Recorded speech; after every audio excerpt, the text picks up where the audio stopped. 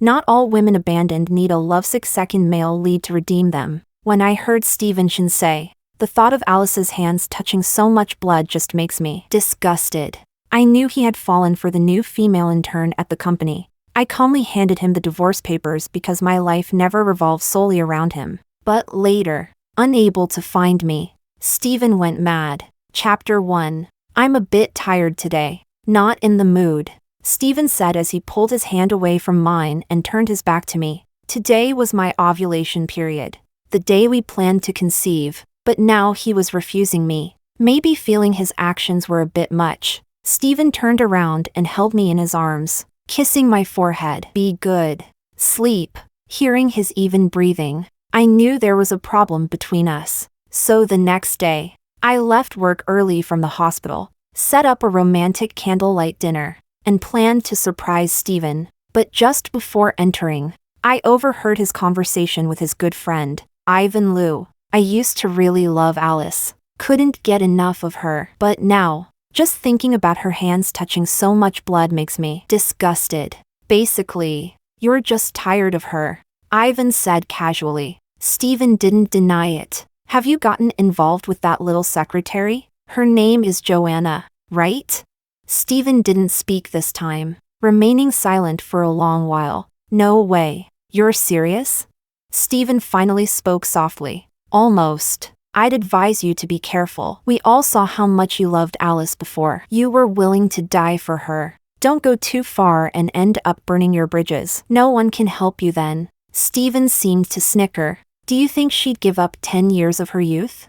Chapter 2. Steven's words made me feel as if I had fallen into an ice pit. Cold all over. Thinking about his continuous rejections these days. It turns out he wasn't really tired. He just found me disgusting? These two words pierced my heart like needles, making it hard to breathe. He knew how precious 10 years of a woman's youth were. Yet he used it as a weapon to hurt me. I did have an impression of the name Joanna. She was a new intern hired by Steven's company. I still remember when Steven first mentioned her. His eyes were filled with undisguised admiration. He told me Joanna had lost to other candidates in the interview, but this girl was relentless, constantly begging the interviewer for another chance, almost crying and kneeling. This kind of perseverance was rare among young people nowadays. In the end, seeing her pitiable state, Steven eliminated a more qualified candidate and hired her against the rules. At that time, I couldn't help but frown. Isn't this emotional blackmail? Interviews should be judged based on ability, not on who seems pitiful. This is unfair to other candidates. Steven uncharacteristically scowled at me. How did you become so heartless as a doctor? Have I protected you too well? I didn't doubt myself because of his accusations and continued to argue with him. Because of this, we gave each other the cold shoulder for a night. Steven later humbled himself to reconcile with me, and we made up. But I remembered the name. I didn't expect she would become Steven's personal secretary. It was from that time that Steven stopped sharing company matters with me. People have a desire to share. If they're not sharing with you, they're sharing with someone else. Turns out, all changes have traces. Translation to English. Chapter 3. At night, I lay down early, feeling the mattress sink behind me. A man's cold hand wrapped around my waist. I fought the urge to vomit, grabbing Steven's hand as it reached for the hem of my clothes. I don't feel well, I said coldly. Steven paused.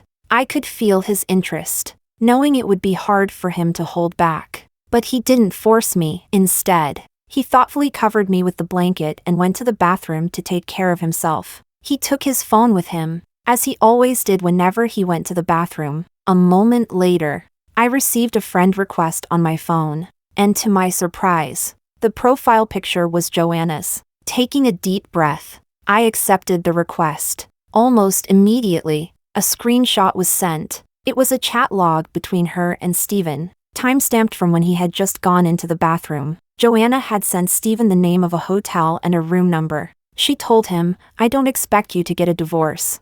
I just want to give my first time to the man I love most. If you don't come, I'll find someone else. It doesn't matter who. As long as it's not you. Don't regret it." Steven replied with just 2 words, "Wait for me." Just as I finished reading, Steven came out of the bathroom. "Honey, There's an urgent issue at the office that I need to handle. He used to use this excuse often to go out in the middle of the night. And because I trusted him, I never questioned it. Thinking back now, was it always to meet Joanna?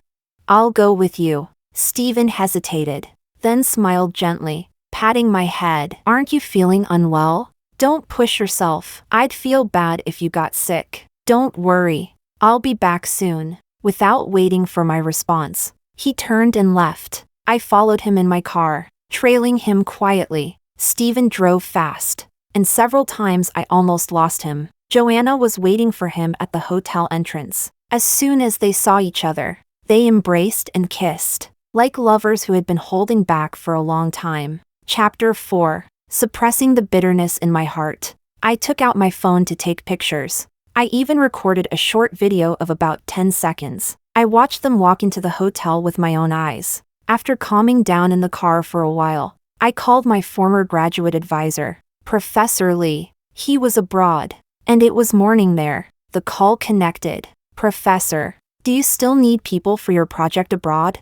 Professor Lee paused for a moment, then spoke with surprise and delight. You've made up your mind? If it's you, we always need more people. When I graduated from graduate school, Professor Lee wanted me to follow him abroad for a project. It was a rare opportunity for me, but for Steven, I chose to stay. Over the years, Professor Lee never stopped trying to persuade me, but I always refused. In truth, I wanted to go. Now, I can finally do so without any worries. I don't regret my past choices. Back then, Alice wanted to pursue love. Now, Alice is determined to fulfill her dreams. Both decisions were made by following my heart. Chapter 5. In the end, Professor Lee and I agreed that I would go in about a month. Returning home, I took out the wine from the cabinet and began to drink glass after glass. In a month, I could leave completely. My best friend Zoe sent me a message on WeChat.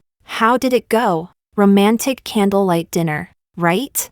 I told you, Steven loves you so much. Just a little effort and you'll win him over. Everyone said Steven loved me, and I used to think so too. It turns out a man pretending to love can fool everyone. Looking at the ring on my ring finger, I gave a bitter smile. Steven bought it for me after delivering food for 3 months. At that time, he and his friends had just started a business, and all their money was invested in the new company. To buy me a decent ring, he worked at the company during the day and delivered food at night. He slept less than 3 hours a day. Once, he was so tired that he dozed off while riding his electric scooter, falling on the road along with the scooter. Luckily, a passing car stopped in time. Otherwise, the consequences would have been unimaginable. When I arrived at the hospital, his hands and feet were covered in blood, and his clothes were stained red. When he saw me, Steven immediately hid his injured hand behind him.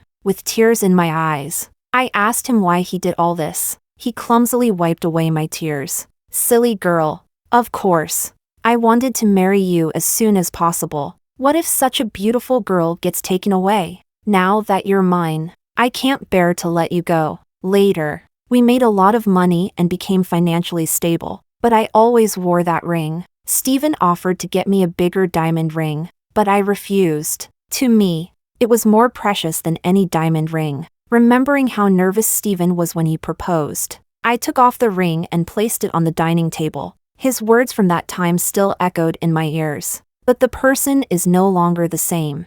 I don't need this ring anymore. Chapter 6. In the middle of the night, Steven sent a message. Honey, the issue at work is quite complicated. I might not be able to come back tonight. You don't have to wait for me. Get some rest. I'm with Ivan. It seemed he had already coordinated with Ivan. They were indeed good friends. I didn't reply. Having drunk too much, I fell asleep on the sofa. In my dream, I saw Steven for the first time. At that time, we were both freshmen in college. During military training, the first thing Steven said to me was, "Hey, you're really pretty." Such a corny pickup line. Because of that line, his roommates teased him for a whole year. Afterward, he frequently chatted with me on WeChat. Even though we weren't in the same major, I often ran into him on campus. Many people pursued me in college, and initially, I had no particular feelings for him, but I was gradually moved by his sincerity and enthusiasm.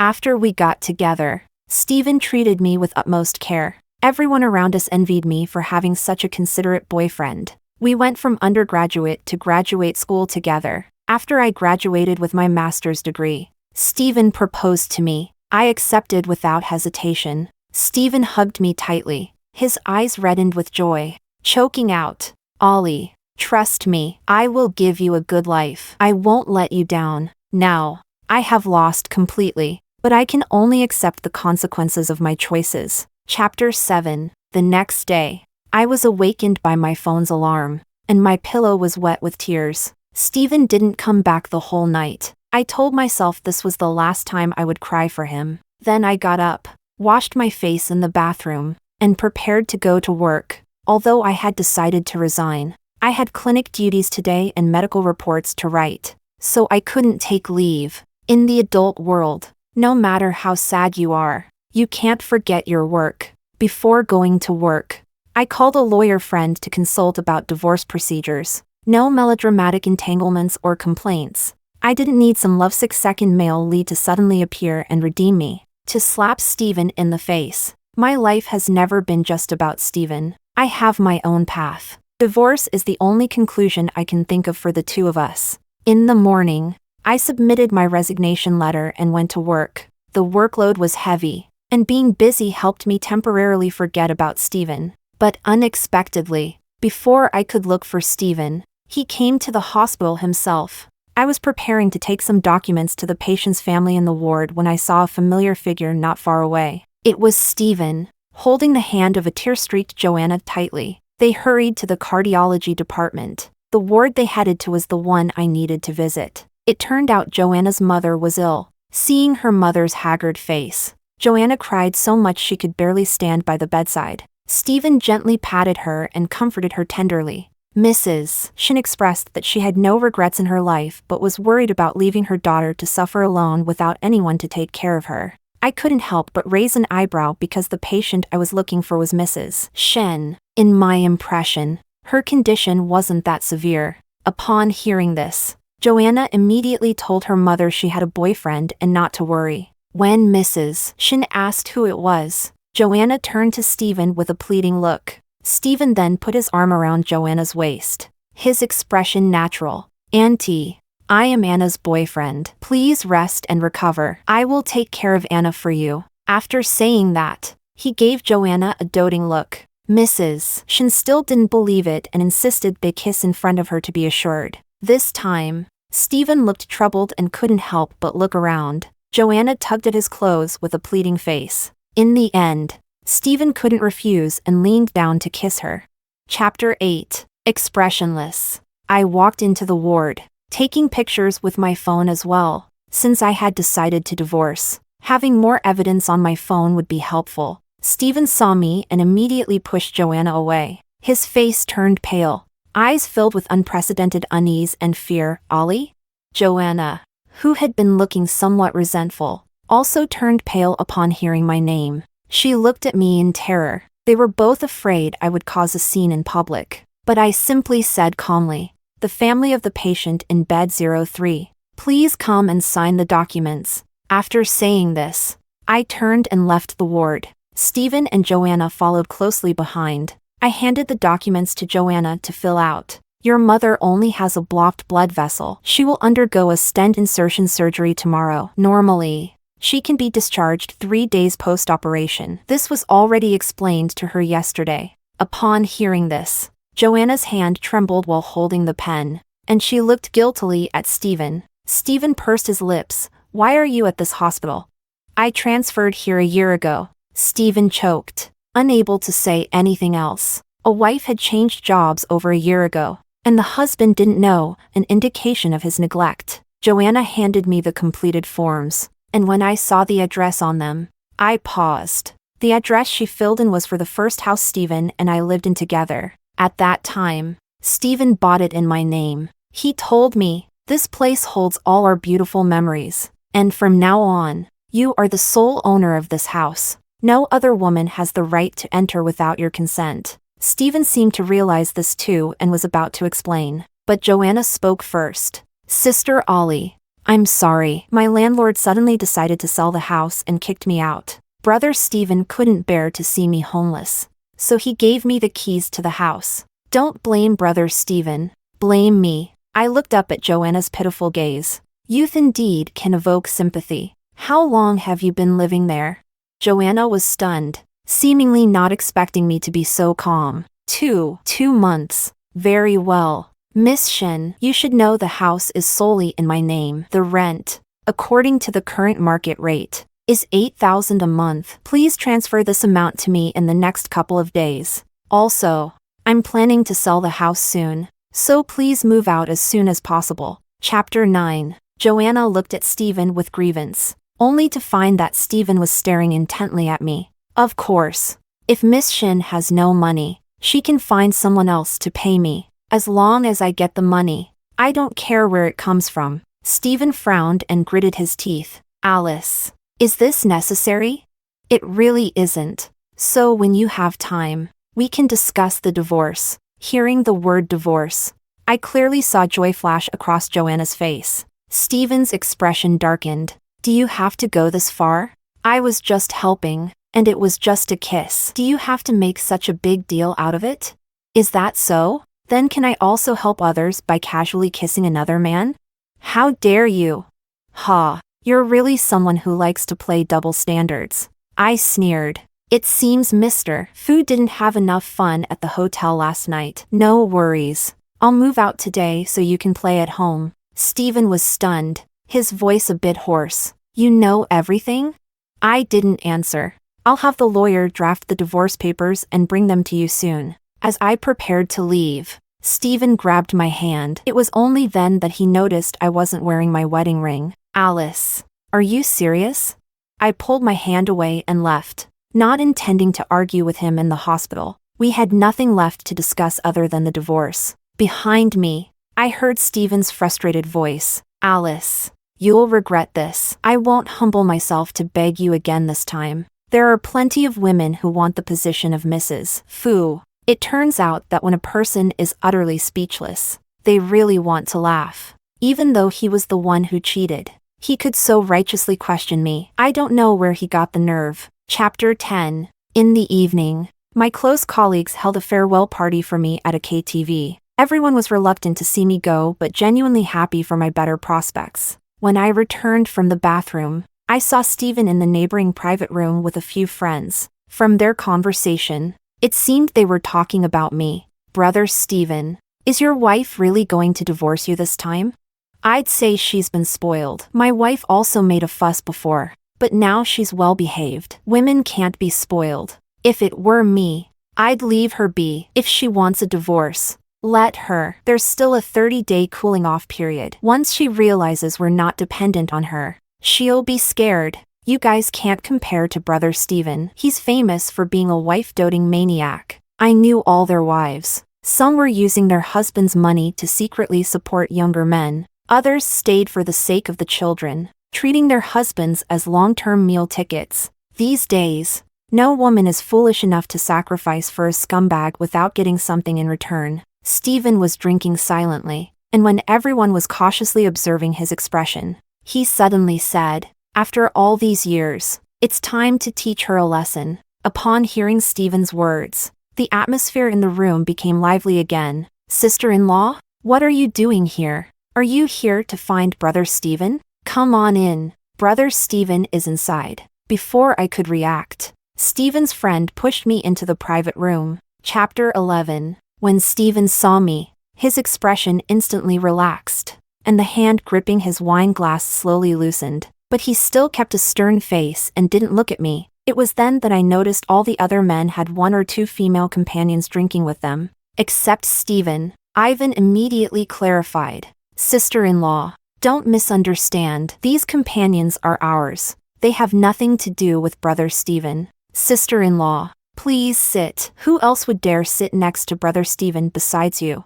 I didn't notice when, but Steven had already moved his coat away, leaving an open seat for me. Ivan began to clear the room, calling out the female companions. I hurried to stop him. No need. I'm here with my colleagues and need to go back. Besides, Steven and I are getting a divorce. These things have nothing to do with me. Before I could finish, Steven interrupted me, as if he really didn't want to hear the word divorce. Alice, have you had enough fun? Even jokes should have limits. I looked straight at Steven. I'm not joking. Do you remember what I said the first time you got drunk at a KTV? I meant it. Steven's face changed when he heard that, obviously remembering as well. At that time, Steven had gotten drunk and almost kissed another girl, mistaking her for me, until I arrived just in time. Back then, I told Steven, if you get dirty, I won't want you anymore. Just as I reached the door, I heard the sound of a glass shattering behind me. Steven had smashed his wine glass. Alice, you want a divorce, right? Fine. Let's meet at the Civil Affairs office tomorrow. All right. That's exactly what I wanted. Chapter 12. After the gathering, I returned to Steven's house to pack my things. I had already asked Zoe to help me rent a place near her house. I wouldn't be staying long anyway. As I was leaving with my suitcase, I happened to see Joanna bringing a drunken Steven back. Our eyes met, and there was a look of triumph on Joanna's face. She placed Steven on the sofa. Just as she was about to get up, Steven pulled her into his arms. Honey, I feel terrible. Hold me. The more Joanna struggled, the tighter Steven held her. Honey, don't leave me. Joanna glanced at me, her face turning red with embarrassment. Mr. Fu, please let go of me. Don't do this. There are others here. I had no interest in watching them flirt any longer and left with my suitcase. The next day, I went with a lawyer to finalize the divorce with Steven. The property was divided equally, and the process went smoothly. As we exited, Steven spoke. Alice, do you feel defeated now? Did you think I'd beg you like before? There's a limit to anyone's patience. I hope you know I won't always tolerate your nonsense. I didn't respond, just looked at the divorce papers in my hand and slightly smiled. In 30 days, Steven and I would be completely unrelated. Steven frowned. I'll find another place for Joanna to stay in the next couple of days. I'll have my assistant transfer the rent to you. I nodded. All right. I've already packed your things. The rest you can throw away. Don't forget to come back in 30 days. I turned to leave. Steven suddenly spoke. Yesterday, it wasn't me who called Joanna to pick me up. I was drunk, and she happened to call. The waiter heard it and called her over. Steven, you don't need to explain this much to me. It's your business. Steven's face turned even darker. Chapter 13. The next day, I boarded a plane to S-City. Professor Lee had a 5-day academic forum in S-City that he couldn't attend himself, so he asked me to go in his place, since I wanted to get away and relax. I agreed. During those 5 days, I learned a lot and met many renowned figures in the industry. It was a fulfilling experience, and I didn't think about Steven even once. See, love isn't that important to a person after all. There are many more meaningful things in life waiting for me to do. The day after I returned, I went to work at the hospital. As soon as I finished work, I saw Steven standing not far away. He was leaning against a black Maybach, holding a cigarette, his clothes disheveled and his face haggard. A male colleague who finished work with me leaned in and whispered,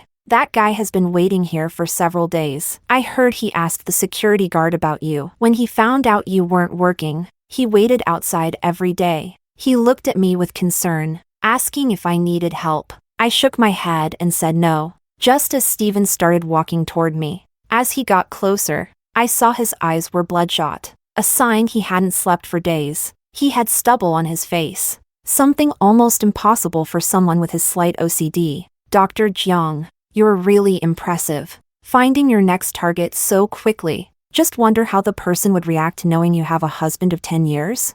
Steven, maybe 10 years is a long time for you, but for me, 10 years is nothing." Not getting the response he wanted, Steven seemed to break down a bit. "Alice, do you think disappearing for a few days would make me worry and go crazy for you? Too bad for you. I didn't call you once. You can ask your friends. I didn't even ask them where you went. Then why are you here now?" Chapter 14. Steven was stumped by my question, seemingly unsure why he came here himself. After a while, he finally spoke. You changed the locks on that house. I couldn't get in. Steven was referring to the house where Joanna had been staying. It seemed Steven had gone there in the past few days. I nodded. Yes. That's my house. I'm planning to sell it. I changed the locks to prevent unrelated people from entering. Steven couldn't believe it. You're really going to sell it? Can you bear to part with it? What's there to be unwilling about? It's useless to keep it. The real estate agent will bring people to see the house in a few days. If you still have things to take, you can go then. When I said it was useless, Steven's eyes instantly turned red, a hurt expression flashing across his face. In the past, whenever Steven and I fought, as soon as he showed that look, my anger would vanish, and I'd laugh and go comfort him. But now, things have changed. He's no longer the Steven who would give everything for me, and I'm no longer the Alice who wholeheartedly believed in him. His tears could be for me or for another woman. I turned to leave, and Steven, seemingly not wanting me to go, hurriedly said, "One more thing. I don't have time to pick up the divorce certificate later. We need to reschedule." Finally seeing an expression other than indifference on my face, Steven smiled with satisfaction. "Steven, don't joke like that. No matter what, you must show up at the Civil Affairs office. I don't have time to waste with you. After all, I had already promised Professor Lee that I'd go abroad as soon as I got the divorce certificate in a month. I don't want us to end up having to go through a lawsuit." Steven's smile froze. "Do you really want to divorce that badly? Isn't that what you want too?" This way, he could openly be with Joanna. Steven didn't deny it. "We'll see when the time comes. Anyway, I'm not sure about my schedule." Looking satisfied with my angry expression, Steven drove away. Chapter 15. Back home, I took 2 bottles of wine to Zoe's place. "Steven is such a bastard." Zoe slammed her glass down, cursing Steven with an angry face. "If I had known he was this kind of person, I wouldn't have helped him when he proposed to you." I poured more wine into our glasses, shaking my head with a smile. Who can predict the future?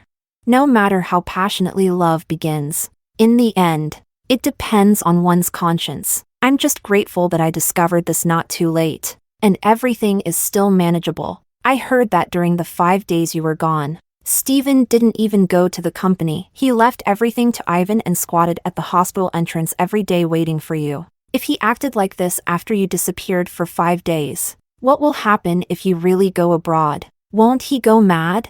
Zoe's tone carried a hint of schadenfreude, but I didn't care at all about how Steven would handle my departure. Right now, all I can think about is how to help Professor Lee with his experiments once I go abroad and worrying that Steven might stand me up on the day we get the divorce certificate. Everything else is not within my consideration. Zoe raised her glass to clink with mine. All right.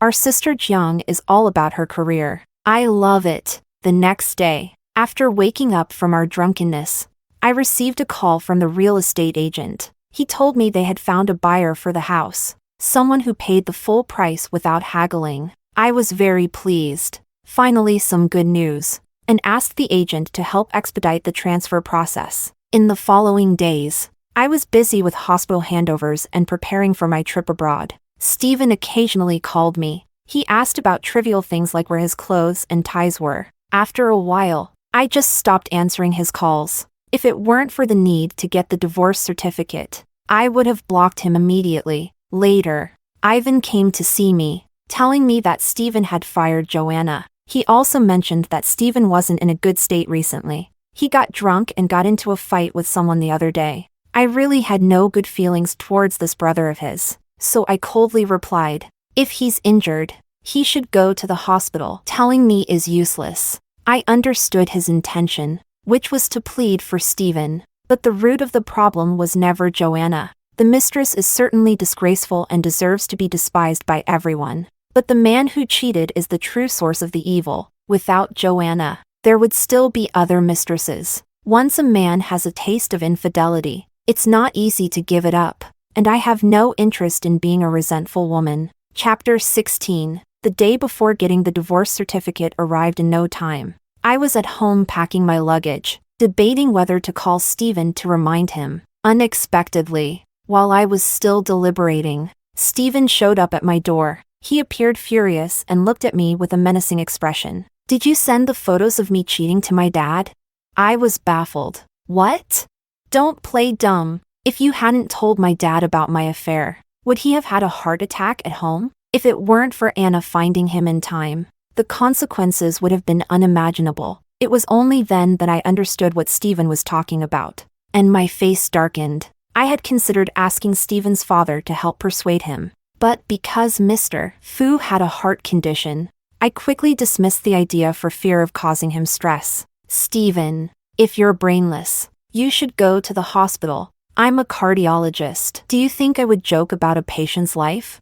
Before I finished speaking, Steven's fist slammed into the wall behind me. His eyes were filled with pain. Alice, you've disappointed me so much this time. I can't believe you're this kind of person. Isn't divorce what you wanted? I'll grant you that. I'll be there on time tomorrow. Watching Steven's departing figure, any desire I had to explain vanished. He wouldn't listen to anything now. Perhaps it's for the best. If he doesn't believe me, nothing I say will matter. At least this incident ensured he would go to the Civil Affairs Office for the divorce certificate, which is good for me. Chapter 17. When I left the Civil Affairs Office, I felt an unprecedented sense of relief. It was as if a heavy stone had finally been lifted from my heart. In contrast, Steven's brows were furrowed the entire time. He was about to say something when his phone rang. Joanna's anxious voice came through the other end. It seemed something had happened with Mr. Fu. Steven hung up and quickly left.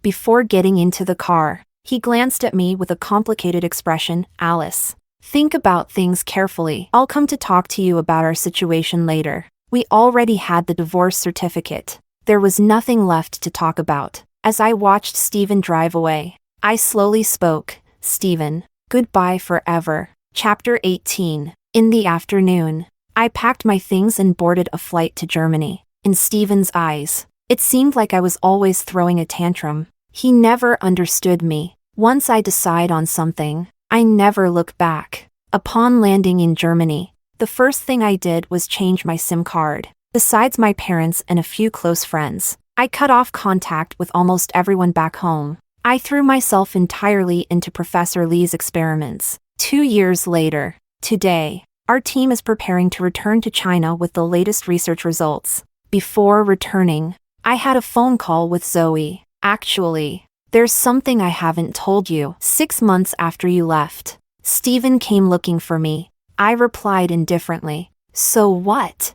That bastard. To find out where you were. He knelt down in the company lobby. It scared me so much I called the police to have him taken away. I raised an eyebrow. Was he that crazy?